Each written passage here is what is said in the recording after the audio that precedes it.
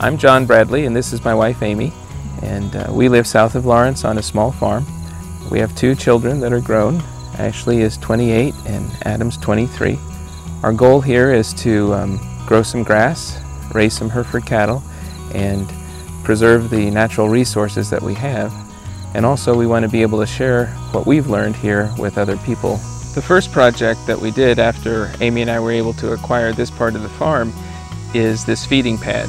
It's a very simple concept, but it uses a geotextile fabric which is laid directly on the ground, and then we put about 6 inches of gravel pad on that, and then about 3 inches of screenings or lime on top of that.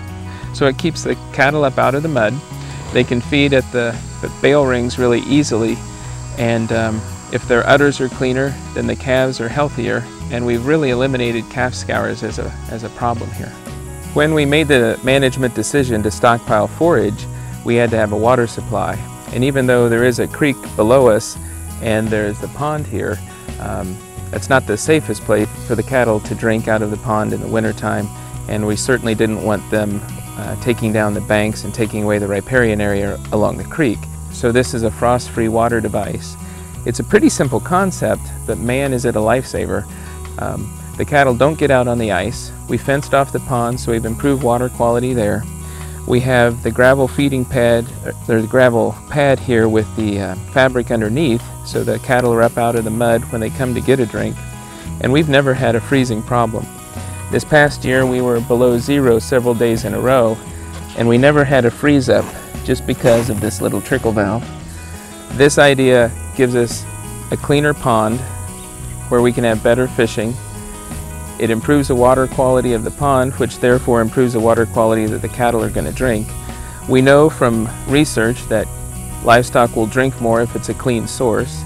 We know that they will come to drink more often if they don't have to come through mud to get there or stand in mud. And so we have a clean water supply in a place that they're not standing in mud. They stay cleaner, their calves are healthier, and it's really decreased our problems, especially with foot rot. Part of the property that Amy and I have is timbered. Probably 40% is timbered with a native black walnut stand. And so we've had the district forester and the state forester out to help us evaluate the health of the forest.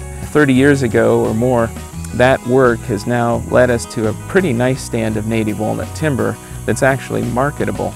And so we've had a logger come in with guidance from the forestry department, and we've selectively harvested some of the black walnuts that were reaching maturity. And so we've divided the timber into 4 areas, and we've harvested 1 area every other year. So we're staging that part of it. We're getting some income back and yet let it stay in timber. And then we're continuing the timber stand improvement work with the vine control. Part of the management for our cattle here is to rotate grazing. We're primarily cool season grasses, and pasture rotation allows us to get better use from the grass. In order to rotate more frequently, we have to have a water supply, and the solar water panel has been a great thing for us.